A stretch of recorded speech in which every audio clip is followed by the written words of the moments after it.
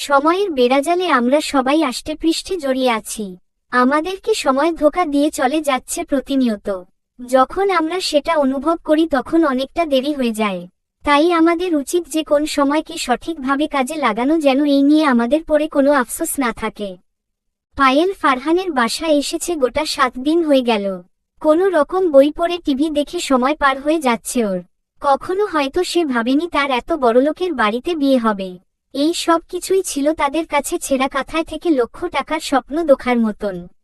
কিন্তু সৃষ্টিকর্তা যে ভাগ্যর মতো অলৌকিক একটা জিনিস রেখেছে, এই ভাগ্য যখন ফলে যায় মানুষ মিসকিন থেকে লাখপতি হয়ে যায়, আবার লাখপতি থেকে মিসকিন হয়ে যায়। ফারহানের এই ফ্ল্যাটে রয়েছে 3টি কামরা, যার একটি কামরায় সে থাকছে, অন্যটিতে ফারহান। আরেকটি কামরা খালি পড়ে আছে। মাঝে মধ্যে তার নিজের কাছে ভাবতে অবাক লাগে, তারা তো স্বামী স্ত্রী, তাদের মাঝে কি এই যোজন যোজন দূরত্ব মানায়? তখনই তার ভেতরে সত্তা বলে উঠে, মানায়। নিজের আত্মসম্মান প্রতিষ্ঠিত করতে চাইলে এটা মানায়। যদি দ্রুত তুমি তাকে ক্ষমা করে দাও, তবে আবার সে একই ভুল করতে পারে। যদি সে সত্যি নিজের ভুল শুধরে নিতে চায়, তাহলে তাকে পরখ করো, যেন একই ভুল বারবার না হয়। মুমিন ব্যক্তি একবারই ধোঁকা খায়, বারবার নয়। পায়েলও সেই ভুল করবে না, ফারহানকে পরখ করবে গভীরভাবে। এতে একটু সময় লাগলেও দোষের কিছু নেই। পায়েল নিজের চিন্তা ভাবনার ইতি ঘটিয়ে রান্নাঘরে চলে গেল। ফারহান বলে গেছিল আজকে ফিরতে রাত হবে, তাই সেও রান্নাঘরে দেরি করেই ঢুকেছে। উদ্দেশ্য কই মাছ টমেটো দিয়ে ভুনা করবে আর সাথে আলু ভাজি করবে। দুজন মানুষ বেশি রান্না করলে খাবার অপচয় হতে পারে। কোমরে ওড়না গুজে রান্না করা শুরু করে দিলে প্রায় 1 ঘন্টা সময় নিয়ে রান্না শেষ করল। কিছু সালাদ আইটেম কেটে টেবিলে সবকিছু গরম গরম সাজিয়ে রাখল। ঘেমে নিয়ে একাকার অবস্থা হয়ে যাওয়ায় ফ্রেশ হতে ওয়াশরুমে চলে গেল। এরই মাঝেই ফারহান ডোর বেল বাজালো, কিন্তু কয়েকবার বাজানোর পরও পায়েল দরজা খুলল না। পায়েল ফোনে কয়েকবার কলও দিল, কিন্তু পায়েলের ফোন ড্রয়িং রুমে থাকায় সেটাও রিসিভ হলো না। ফারহান ভীষণ চিন্তিত হল। ফারহান আরও কিছুক্ষণ দাঁড়িয়ে রইল। পায়েল যতক্ষণে বের হয়েছে ফোনের কল বাজতে বাজতে কেটে গেছে। ফারহান শেষবারের মতো কলিং বেল বাজালো। পায়েল দ্রুত দরজা খুলে দিল। পায়েল দরজা খুলতেই তার চোখে পড়ল ফারহানের বিধ্বস্ত চেহারা। ফারহান তাড়াহুড়ো করে ভিতরে ঢুকে গিয়ে পায়েলকে স্পর্শ করতে গিয়েও করল না। তুমি ঠিক আছো তো? এতবার কলিং বেল বাজালাম, ফোনে কল করলাম, কোনোটাই কেন ধরলে না? ফারহানের অতিরিক্ত অস্থিরতার কারণে আপনির বদলে তুমি হয়ে গেছে।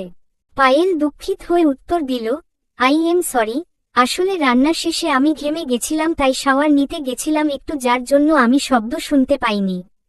ওহ। ফারহান ছোট করে ওহ বলে নিজের ঘরের দিকে চলে গেল। পায়েল বুঝতে পারল ফারহান ভীষণ ক্লান্ত, তাই ওর সাথে তেমন কথা বলল না। পায়েল এই 1 সপ্তাহে বুঝতে পেরেছে ফারহান কফিতে আসক্ত, তাই সে কিচেনে চলে গেল কফি বানাতে। ফারহান ফ্রেশ হয়ে বিছানায় বসেছে।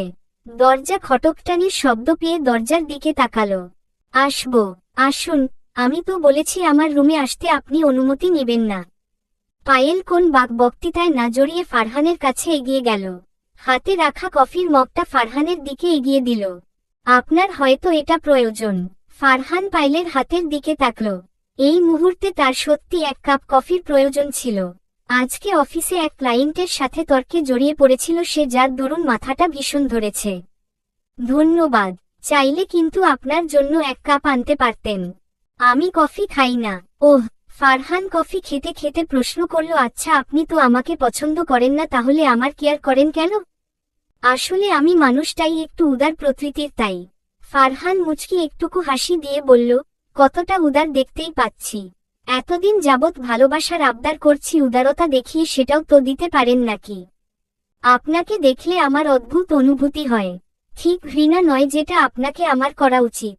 ফারহান মুচকি হেসে উঠে গিয়ে শিমুর কানের কাছে ফিসফিস করে বলল, যেদিন আপনি এই অনুভূতির স্বাদ পাবেন সেদিন আপনি সম্পূর্ণ আমার হবেন। পায়েলের একটু লজ্জা লজ্জা অনুভূত হয়, কেন হয় সে সেটা জানে না।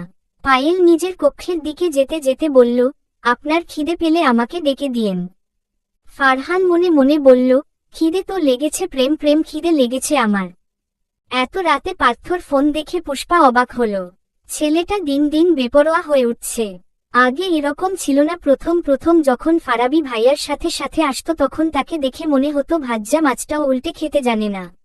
কিন্তু যেই থেকে নিজের অনুভূতি সম্পর্কে ওকে জানিয়েছে, সেই থেকে শুরু করল অভদ্র হয়ে যাওয়া। সেদিন দেখতে আসার পর থেকে ছেলেটা আরো বেপরোয়া হয়ে গেছে। হুটহাট কল দিচ্ছে, আবার দেখা করার আবদার করছে। ছেলেটা যে ভয়ঙ্কর প্রেমিক পুরুষ এটা তার জানা হয়ে গেছে। প্রেমিক পুরুষ ভালো, কিন্তু ভয়ঙ্কর প্রেমিক পুরুষ একটু বেশিই ভালো হয়। এরা তাদের প্রিয়তমার জন্য সবই করতে পারে। পুষ্পা ভাবনার ইতি টেনে কল রিসিভ করল। আসসালামু আলাইকুম। মেয়েলি কণ্ঠ পেয়ে পার্থর চিত্ত শান্ত হল। যতবার এই কণ্ঠ শুনে ততবার তাকে একান্ত নিজের করে নেয়ার ইচ্ছেটা মাথাচাড়া দিয়ে ওঠে। নিজেকে শান্ত করে, নিজেই নিজেকে আশ্বাস দেয়, আর অল্প কিছু দিন তারপর সে একান্তই তোর। যাকে হারানোর ভয় তোকে আর কুড়ে কুড়ে খাবেন। দাদি ফারজানাকে দিয়ে টেপাচ্ছে। কালকে রাতে সে এক ভয়ঙ্কর স্বপ্ন দেখেছে। ফারহান আর পায়েল বাড়িতে এসেছে। এসেই পায়ের ওপর পাতুলে তাকে দিয়ে সব কাজ করাচ্ছে। নাতি, ছেলের বউ তার পাশে না থাকায় পায়েলকে সে কিছুই বলতে পারছে না। এই দুঃস্বপ্ন দেখার পর থেকে পারিদা বেগমের আত্মা শুকিয়ে আছে, শরীরও কেমন মেচমেচ করছে। ফারাবি দাদির ঘরের কাছ দিয়ে নিজের ঘরে যাচ্ছিল। দাদিকে এত রাতে জাগতে দেখে দাদির ঘরে প্রবেশ করল। গিয়েও দেখল ফারজানা খালা পা টিপছে আর ঘুমে ঢুলছে, কিন্তু বুড়ির চোখে ঘুম নেই। ফারাবি ফারজানা খালাকে চলে যেতে বলে নিজেই দাদির পা টিপে দিতে শুরু করল। কথায় কথায় দাদিকে জিজ্ঞেস করল, ঘুমাচ্ছ না কেন? ঘুম কি আমার আর আছে? কেন, ঘুমতো আমার কবেই উড়ে গেছে। যেদিন থেকে আমার নাতি গরিব একটা মেয়েকে বিয়ে করেছে। জানিস আমার কত সাধ ছিল। ফারাবি দাদির কথা শেষ না করতে দিয়ে বলল, দাদি আমার ঘুম পেয়েছে, আমি আসছি।